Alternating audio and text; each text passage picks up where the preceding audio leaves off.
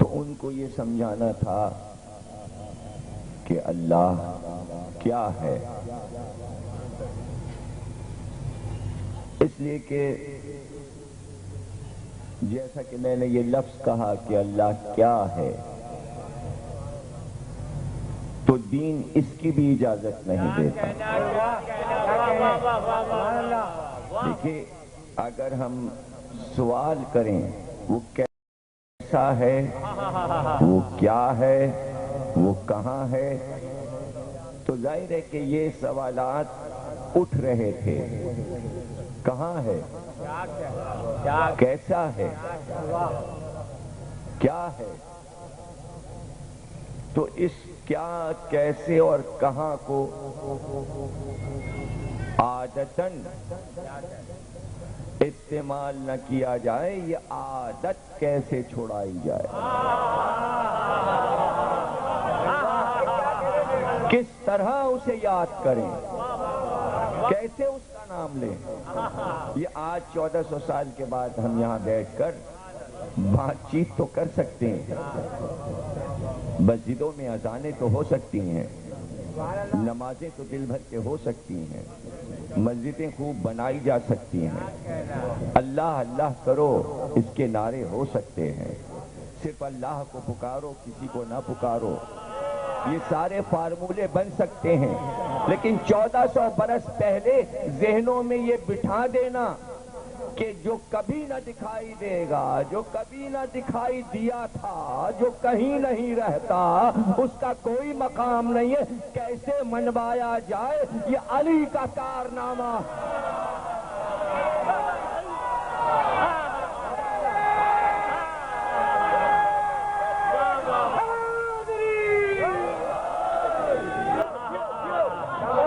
آپ نے دیکھیے، یہ بہت آسان ہے کہ کوئی مشہور ہستی، قدرت نے اس کو ذہانت دی ہو، کوئی فن دیا ہو اور وہ کوئی چیز ایجاد کر دے، اور جب اس کے منہ سے بات نکل جائے تو مثل مشہور ہے اردو میں، منہ کی نکلی پرائی ہو جاتی ہے۔ بات منہ سے نکلی اور پرائی ہو گئی، اب وہ اپنی نہ رہی۔ تو بڑے بڑے سائنسداں گزرے، بڑے بڑے موجد گزرے، لیکن جب ان کے ذہن کی چیز تخلیق پا گئی اور وہ سامنے آ گئی عملی طور پر، تو سب استعمال کرنے لگے۔ آج اگر 90% لوگوں سے یہ پوچھا جائے کہ یہ جو بلب گھروں میں جلاتے ہو، اس کا بنانے والا کون تھا، اس کا موجد کون تھا، تو 90% لوگ اس کا نام نہیں بتا سکتے کہ بلب کس نے ایجاد کیا۔ اور جب یہ طے ہو جائے کہ کس نے ایجاد کیا، اور اگر نام بھی 90% کو یاد کرا دیا جائے کہ امریکہ میں اس کے نام پر ایک شہر بھی ہے، اس کا وہاں مکان بھی ہے، اس کے نام سے ایک درخت بھی لگا ہوا ہے، آپ جا کے دیکھ سکتے ہو، سب کچھ موجود ہے، بچوں کی کتابوں میں بھی لکھا ہے کہ بلب کس نے ایجاد کیا، لیکن اگر آج یہ بتانا شروع کیا جائے کن تجربوں سے گزرا، کیسے شیشے کو اتنا باریک کر دیا کہ وہ ٹوٹتا نہیں، وہ پھوٹتا نہیں، ایک فانوس بنا دیا، فانوس کے اندر اس نے ایک ایسی سلائی لگا دی، اس میں فیوز تار لگا دیے، چھوٹی چھوٹی اس نے ڈاٹس لگا دیے، اور وہی جب روشن ہوئے ان میں کرنٹ گیا تو ساری دنیا جگمگا اٹھی۔ آج پوری کائنات میں بلب جل رہے ہیں، لیکن کوئی اس بلب سے بھی یہ نہیں پوچھتا تیرا موجد کون ہے۔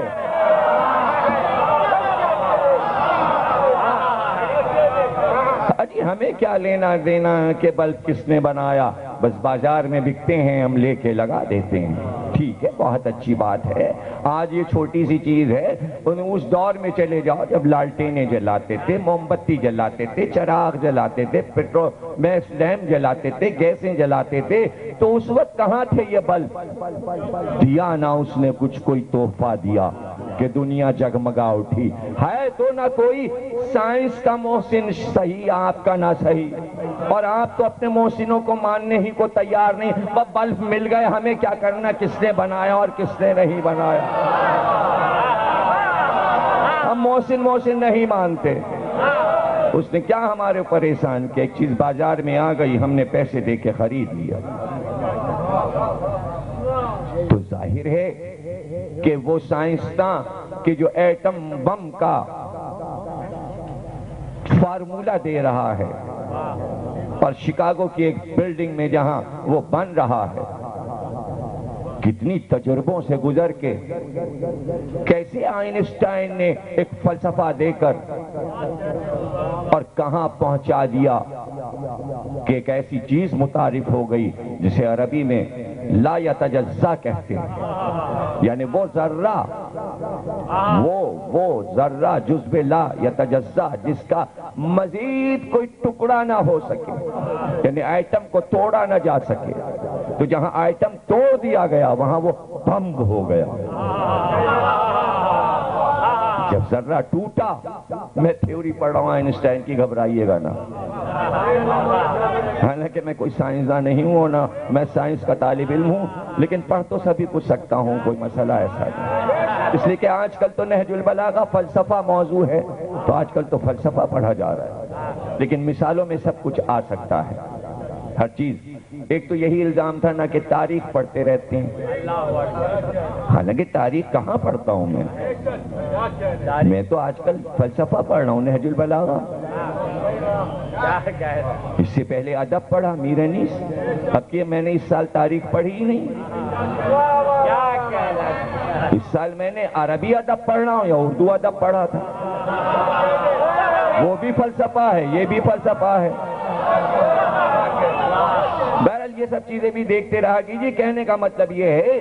کہ جب ہاتھ سے فارمولہ نکل گیا، اب اس کو جو چاہے جیسے استعمال کرے۔ ظاہر ہے کہ کیوں اس نے ایجاد کیا تھا، اس کو خود کہنا پڑا کہ جب جاپان میں ناگاساکی تباہ ہوا شہر، اس نے کہا کاش اگر ہمیں معلوم ہوتا کہ سائنسداں اس کو اس طرح استعمال کریں گے تو ہم کبھی بھی ایٹم کی تھیوری نہ دیتے کسی کے ہاتھ میں۔ ہم نے تو بیماریوں کے علاج کے لیے دیا تھا کہ ایٹم کے ذریعے کینسر کا علاج ہوگا، آپ نے تو کینسر اور بڑھا دیا۔ اب ظاہر ہے کہ کینسر کو تو اور بڑھنا تھا، ایٹم کے ذریعے علاج کے بجائے بیماری اگر بڑھانی تھی تو پھر وہ فارمولے چپکے چپکے بکنے لگے، بلیک ہونے لگے، وہ لے گئے یہ لے گئے، انہوں نے کہا اور پیسے جمع کیے، انہوں نے ٹیکس دیے، ملک کے پیسے جمع کیے، بینک کے پیسے ہمیں بھی چاہیے، ہم بھی ایٹمی قوت بننا چاہتے ہیں، ہم بھی، تو ٹچے لوگ بھی چلے گئے، وہ بھی لے آئے، اور کچھ دن وہ بہت بڑے آئنسٹائن بنے رہے۔ جب پتہ چلا وہ تو بلیک مارکیٹنگ کر رہے تھے، وہ چھوٹے چھوٹے میزائل ادھر ادھر بیچ رہے تھے، عوام کو دے رہے تھے، اور بم دے دے کے کہہ رہے تھے جاؤ مجلس میں پھینک دو، امام باڑے میں پھینک دو، مسجد میں پھینک دو، چرچ میں پھینک دو۔ تو یہاں تک نوبت آ گئی جب چیز عام ہوتی ہے تو وہ پھر دہشت گردی بن جاتی ہے۔ علی نے جب توحید دی تھی تو ایک بہت بڑا فارمولہ دیا تھا، جب وہ گھر گھر پہنچا، ملاؤں تک پہنچا تو وہی توحید دہشت گردی بن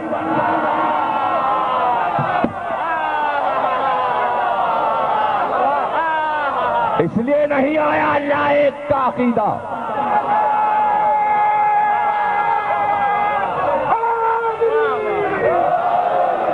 ہم فرزندان توحید ہیں،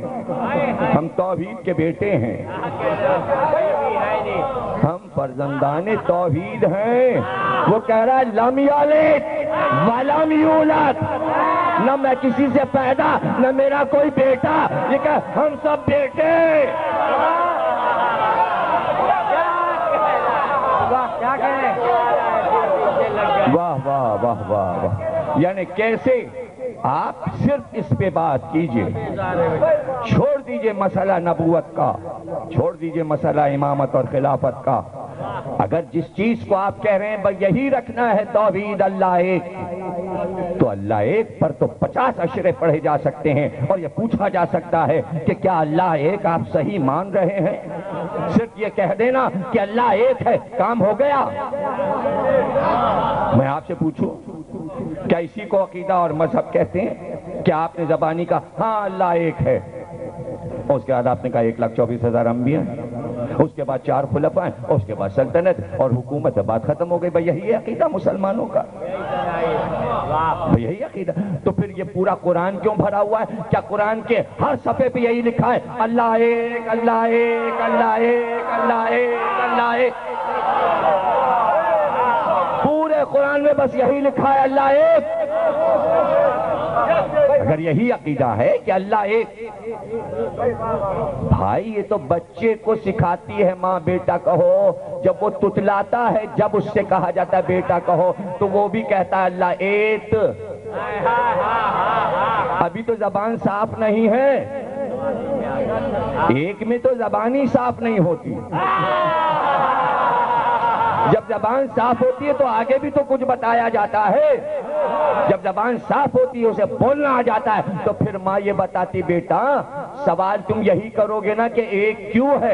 اس سے پہلے کہ تم مجھ سے پوچھو کہ ایک کیوں ہے تو ماں کہتی ہے اگر دو ہوتے تو آپس میں جھگڑا ہو جاتا، ایک کچھ کہتا دوسرا کچھ کہتا، کائنات کا نظام درہم و برہم ہو جاتا، اس لیے اللہ کبھی دو نہیں ہوتے، اللہ ایک ہوتا ہے۔ سبق اس کا آگے بڑھا، ہاں یہ چیز ایک ہی ہوگی، اس لیے کہ جب بھی دو ہوں گے تو آپس میں جھگڑا ہو جائے گا، ایک کی مرضی کچھ ہوگی ایک کی مرضی کچھ ہوگی۔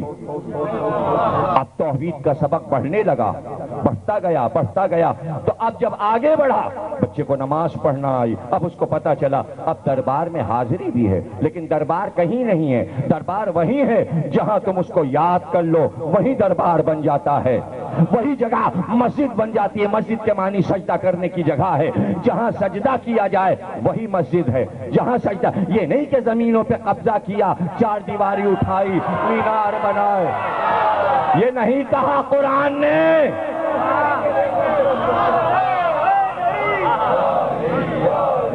سجدہ کرنے کی جگہ